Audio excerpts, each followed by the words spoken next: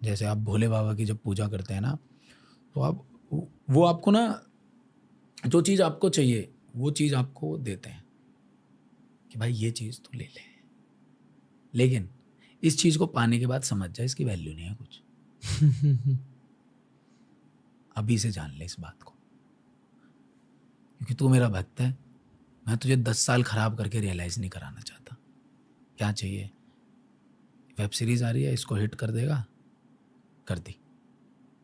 अब आगे एक और आएगी, फिर उसको भी हिट करेगा। इससे बढ़िया हर बार तू कर्म पे ध्यान देना, तो काम कर, रोजगार पैदा कर लोगों के बीच में। जिन लोगों को मुसीबतें हैं उनकी बातें सुन, उनको सॉल्व कर, उनकी चीज़ें कर। मोह से दूर भागना। तो भोले बाबा की तो ये चीज़ एकदम। इस पे बात करता हाँ जी, करते हैं। सेम मुझे भी जो आपने कहा एग्जैक्टली मुझे वही फील होता है कि जो भी आप मांगते हो उनसे मिल जाता है झट से। कभी कभी झट से दर्द भी महसूस करवा देता है। हाँ, आपको आपके साथ ऐसा हुआ है? मेरी बहुत एक अलग कनेक्टिविटी है उनके साथ। बोलो। मेरी जो कनेक्टिविटी है वो शिवलिंग से है। मतलब मैं भोले बाबा जी को जब भी महसूस करता हूँ उनकी एनर्जी, वो मैं शिवलिंग से बहुत ज़्यादा महसूस करता हूँ। क्यों? वो है मन, जहाँ से मिला, जैसे मिला।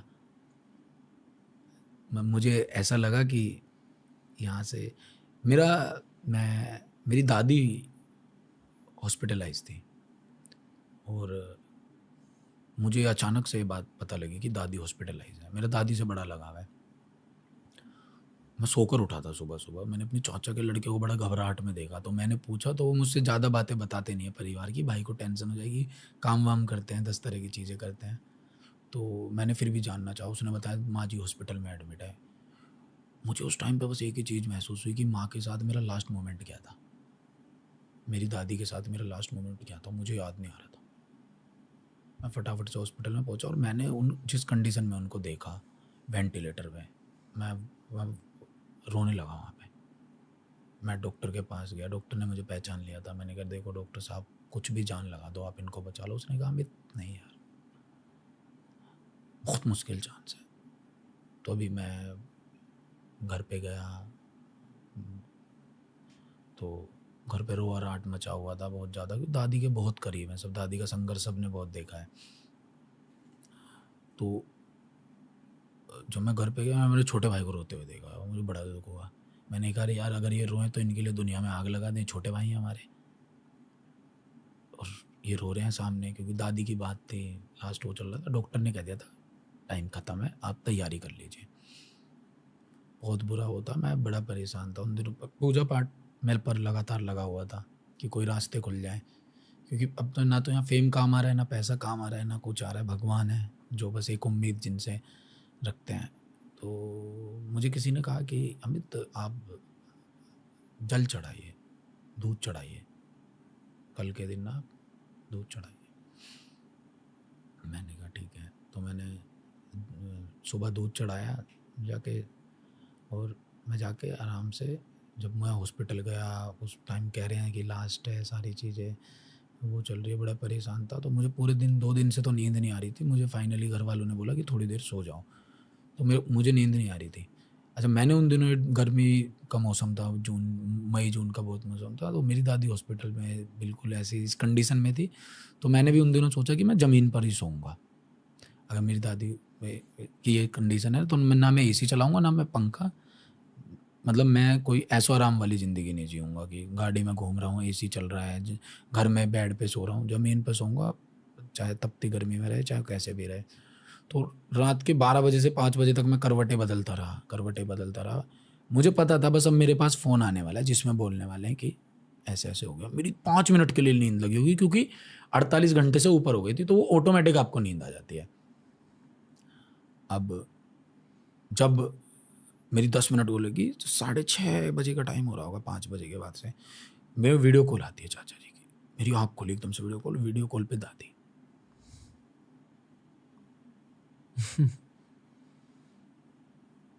वो तो मुझे वो भैया कहती हैं। उन्होंने कहा भैया, ऐसे बोला। मैं फटाफट गया बाथरूम में। मैं मतलब उस कुछ पहन कच्चा ही पहन रखा था। मैं अपने कमरे में, वॉशरूम में या कमरे में कहीं पे गया, मैंने फटाफट टी शर्ट पहनी और लिया ड्राइवर को, और मैं फटाफट जाके हॉस्पिटल में मैं पहुंचा। तो मैंने डॉक्टर से पूछा कि क्या हुआ। डॉक्टर ने कहा पता नहीं। कह रहे हमें नहीं पता यार। इससे आधारित एक कहानी है कि ब्रह्मा जी माँ पार्वती जी से नाराज़ हो जाते हैं। माँ पार्वती कारण पूछ रही हैं कि क्या कारण है, क्यों नाराज़ है। तो वो बताते हैं, कहते हैं मैं और विष्णु जी कुछ लिखते हैं, किसको क्या देना है, किसका भाग्य कैसा बनना है, क्या लिखते हैं, सब कुछ बना देते हैं। अब हमने सब कुछ लिख दिया है। फिर वो व्यक्ति भोले बाबा की पूजा करता है, हमारा सब लिखा हुआ बनाया हुआ सब मिटा देते हैं भोले बाबा, अपने हिसाब से दे देते हैं। ये खासियत है उनकी। वो आपकी सबसे प्यारी चीज़ को आपसे जब तक अलग नहीं होने देंगे, जब तक आप उनसे कहते रहोगे अलग मत होने देना।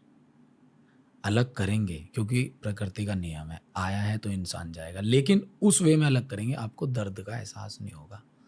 आपको बड़े प्यारे तरीके से बताया जाएगा कि अब राइट वे है, अब इनको जाना है, अब या तो आप सरेंडर कर दो मेरे सामने या फिर आराम से रहो। आराम तो एक वही एक समय होता है।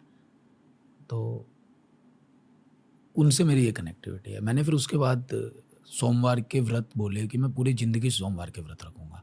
1.5 साल हो गए आज मैं सोमवार का व्रत रखता हूँ। रात से स्टार्ट होता है और ट्यूसडे मॉर्निंग में सूर्य महाराज जी को देख के, प्रभु सूर्य को देख के मैं खोलता हूँ।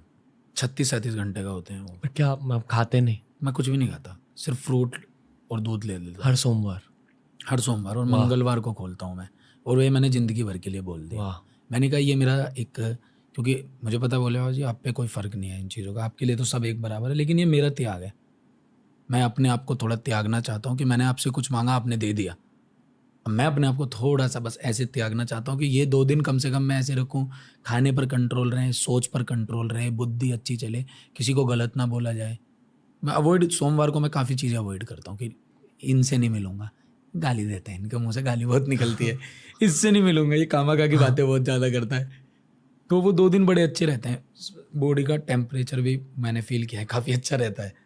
तो मैं किसी भी कैरेक्टर को देख के वेट बहुत घटाता हूँ, बढ़ाता हूँ। इससे मुझे बहुत आसानी मिलती है। अभी मैंने वैसे 22 किलो वज़न घटाया था इस कैरेक्टर के लिए, स्टूडेंट कैरेक्टर प्ले करना था। तो बड़ी आसानी मिलती है, जल्दी हो जाता है वो। तो ओम नमः शिवाय। ओम नमः शिवाय, हर हर महादेव। हर हर महादेव भाई। तो बहुत उनके अंदर एक उनका एक और किस्सा है।